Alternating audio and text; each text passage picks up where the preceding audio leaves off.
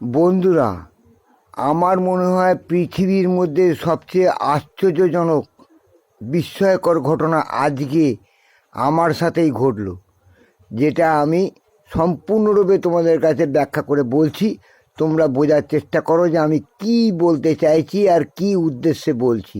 তোমাদের জীবন অনেক সুন্দর হয়ে যাবে যদি সঠিক এটা বুঝতে পারো। আজকে সকালে দেখি 12-13 জন ব্রাহ্মণ মানুষ বসে বসে বিরাট তর্ক লাগিয়েছে, কোথায় স্বর্গ আছে আর কোথায় নরক আছে সেই খুঁজতে ওরা ব্যস্ত। সব বিভিন্ন রকম আলোচনা করছে, বিভিন্ন রকম কথা বলছে। আমি শুধু মাঝখানে গিয়ে একটু হেসে বললাম, ঠাকুরমশাই আমি কি এখানে একটু বসতে পারি? তখন বলছে, হ্যাঁ হ্যাঁ বসুন বসুন। তাহলে আপনাদের তর্কের বিষয়টা কি?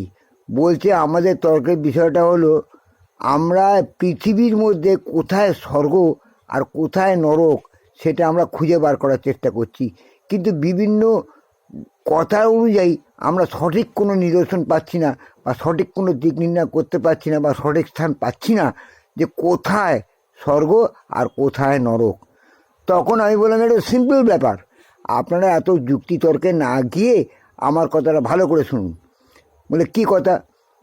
কোথায় স্বর্গ কোথায় নরক কে বলে তা বহুদূর, মানুষের মাঝেই স্বর্গ নরক মানুষেই সুরাসুর। বলছে কীরকম কীরকম একটু বুঝিয়ে দিন।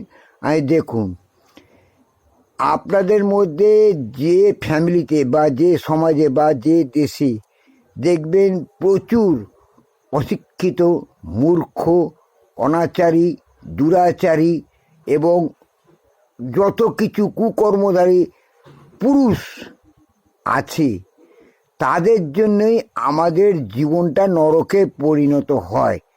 প্রত্যেক পরিবারে যদি এরকম একটা করে কুসন্তানের জন্ম হয়, তাহলে সেই পরিবারটা দেখবে নরক যন্ত্রণায় জর্জরিত হয়ে তারা জীবন নির্বাহ করে।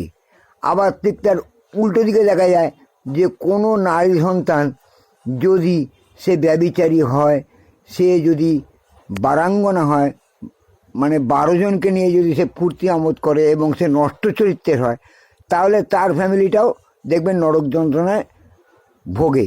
বিশেষ করে যদি কুৎসিত এবং কুমারী মেয়ে হয়, আর মূর্খ হলে তো কোনো কথাই নেই। শুনে বললো তা ঠিক তা ঠিক।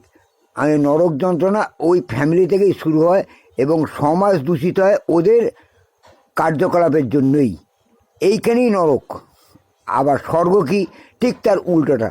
যদি সুসন্তান হয়, সুশিক্ষিত হয়, সমাজের 10 জন একজন হয়, তাদেরকে নিয়ে যে পরিবার খুব সুখে থাকে, শান্তি থাকে এবং সমাজটা খুব সুন্দরভাবে হয়, এটা হচ্ছে স্বর্গ।